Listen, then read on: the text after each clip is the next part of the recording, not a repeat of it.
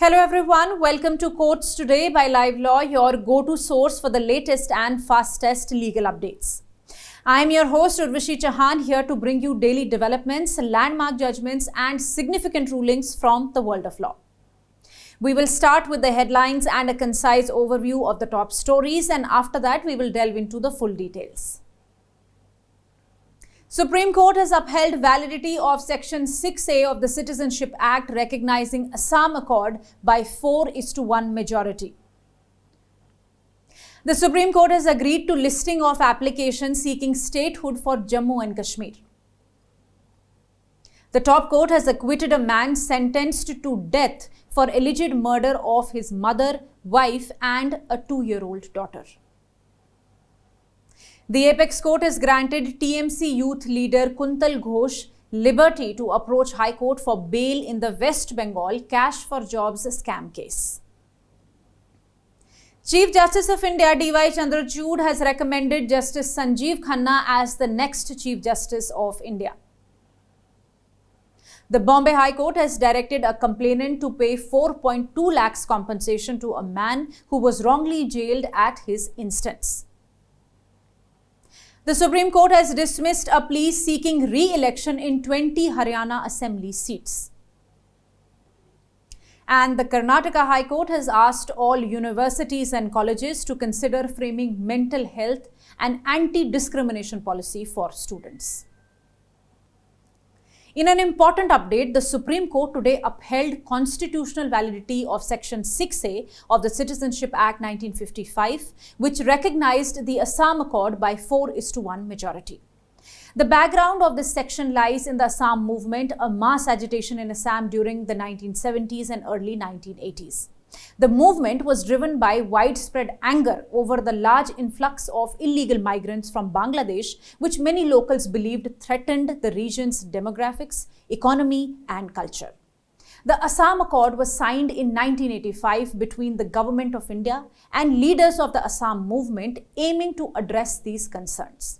As part of the agreement, Section 6A was inserted into the Citizenship Act, allowing foreign migrants of Indian origin who entered Assam between 1st January 1966 and 25th March 1971 to apply for citizenship. Migrants who arrived after this cutoff were to be detected and deported. But certain indigenous groups of Assam challenged this provision in the court, contending that it legalized illegal infiltration of foreign migrants from Bangladesh. They argued that the section's provision of distinct cutoff dates for regularizing illegal migrants in Assam versus the rest of India was unfair.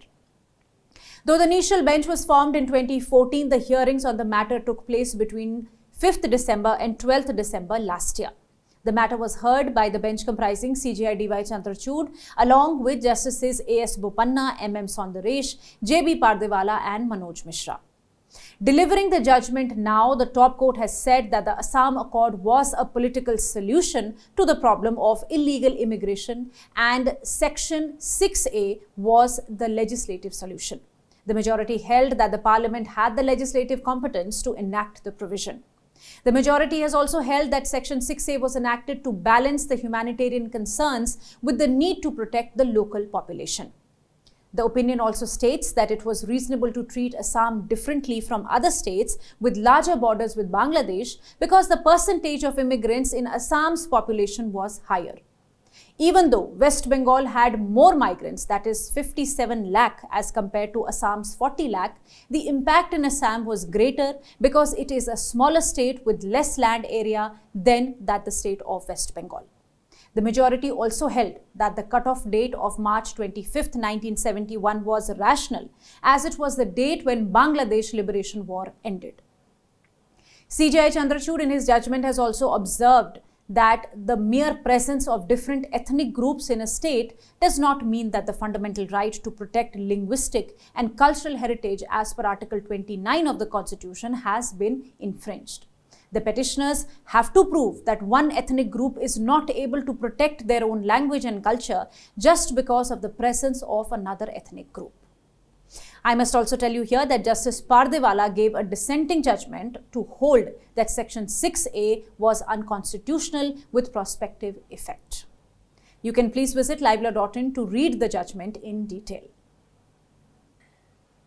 An application seeking directions to restore the statehood of Jammu and Kashmir was mentioned in the Supreme Court today for listing. The application has been filed urging the union government to restore J&K's statehood within 2 months. Jammu and Kashmir became a union territory in October 2019 after abrogation of Article 370, which revoked its special status. This reorganization split the region into 2 union territories, that is Jammu and Kashmir and Ladakh. The application has been filed in the already disposed of matter of Article 370 of the Constitution, where, while the Supreme Court upheld the abrogation, it did not address the constitutionality of Jammu and Kashmir Reorganization Act due to Solicitor General's assurance that the statehood would be restored. The applicants now argue that despite this assurance, no action has been taken in the 11 months since the judgment. They claim that not restoring statehood violates the federalism principles. Senior advocate Gopal Sankaranarayan mentioned the matter before CJI DY Chandrachud, seeking a listing of the application, and the CJI agreed to consider the request. In the next update, the Supreme Court today set aside conviction and death sentence of a man for the alleged murder of his mother, wife and a 2-year-old daughter, noting that the prosecution was unable to prove an unbroken chain of events. In 2012, the accused Vishwajit Masalkar, a facility executive, reported a theft at his home where his wife, mother and daughter were killed and a neighbor was injured. However, police found no evidence of theft or forced entry. During the investigation, they discovered Masalkar had an extramarital affair, leading to a suspicion of his involvement in the murders. He was arrested and later convicted of the crimes, receiving a death sentence. The state had argued that he initially misled the police about the theft, as the allegedly stolen gold ornaments were later found hidden in his house only. He appealed to the High Court, but it confirmed the death penalty, being of the view that the case deserved to be treated as rarest of the rare. So, he appealed before the top court. The Supreme Court bench of Justices B.R. Gawai, Prashant Kumar Mishra and K.V. Vishwanathan has now delivered the verdict and said that the prosecution had failed to prove any of the intervening circumstances. It said that as this was a case of circumstantial evidence and the prosecution failed to prove an unbroken chain of events.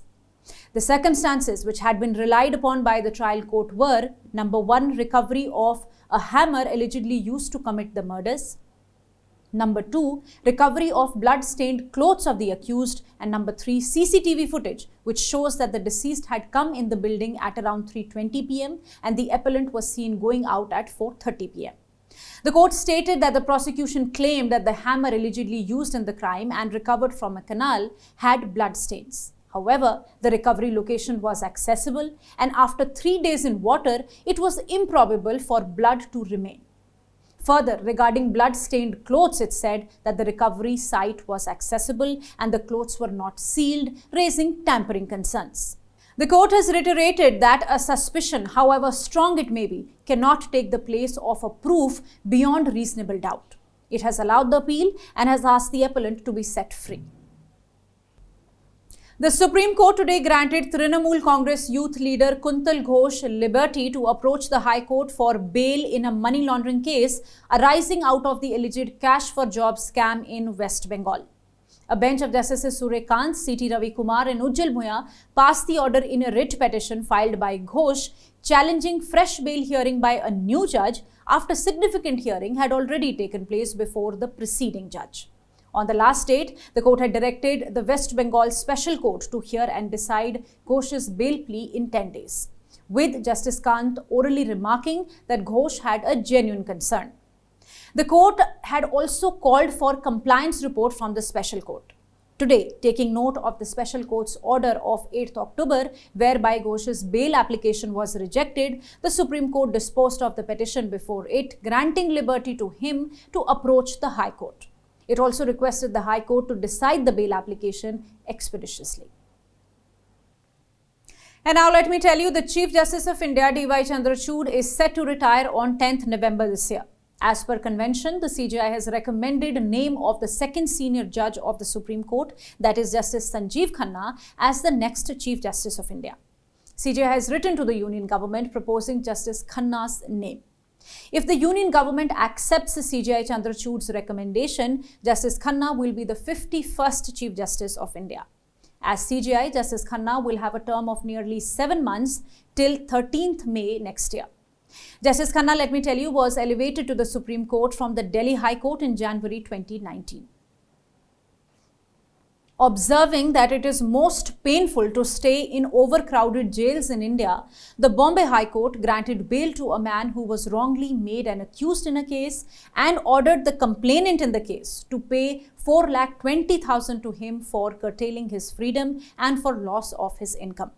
Single Judge Justice Sanjiv noted that the petitioner, a labourer, was in jail since 7th February this year as the complainant wrongly identified him as one of the assailants who assaulted him and attempted to kill him. The judge noted that the complainant lied, as in the FIR he raised serious allegations but later on withdrew the same. The court said that it is most painful in our country to stay in overcrowded jails. The condition of jail and inmates is miserable. Due to overcrowding in the jail, the under-trials often do not get a place to sleep and suffer from many contagious diseases. The court further said that liberty could not be measured in money. However, monetary compensation is the general practice. It is measured on the basis of the standard of living, the loss of income, the inhumanity caused to such a person, and the financial position of the wrongdoer. Accordingly, the court awarded 3 lakhs compensation for curtailing the right to liberty and 1,20,000 for his loss of income. In the next update, the Supreme Court today dismissed a petition seeking re-election in 20 assembly seats in Haryana. You are aware that in the recently held assembly elections in the state, the results of which were declared on 8th October, the Bharatiya Janata Party emerged as the winner. BJP leader Naib Singh Saini took oath as the Chief Minister of Haryana today. The council submitted that he was seeking re-election in 20 Vidhan Sabha seats because of inaccuracies in the electronic voting machines. He said that the Congress party has given a representation to the Election Commission raising these concerns. But the bench led by the Chief Justice of India dismissed the petition today after disapproving of the nature of the reliefs in the petition. And lastly, the Karnataka High Court has suggested universities and colleges, private or government, to formulate mental health policy and anti-discrimination policy to address the serious effects that sensitive issues may have on the lives of students. A single-judge bench of Justice Suraj Govindaraj appreciated the steps taken by Azim Premji University in formulating and implementing the policies. The development comes after a former student of the university had approached the court seeking a direction to frame appropriate guidelines on campus mental health care counseling and to implement the campus policy for transgender persons. The mental health policy formulated and implemented by Azim Premji University applies to all students registered in the credited programs at the university, including students who self-identify as LGBTQ+ and students with disabilities. Noting that neither central or state governments nor the concerned universities or University Grants Commission had formulated any policy in this regard, the court directed for the National Council for Transgender Persons and Union of India through the Social Justice Department to address this imperative issue with urgency and formulate and implement necessary policies. For more details on the cases that I mentioned here, you can visit our website at www.livelaw.in. Stay ahead with quick legal updates only on Live Law. Please do not forget to like, share and subscribe to our channel. You can support us by donating through the thanks button at the bottom of our videos or by becoming a member for just 89 rupees per month.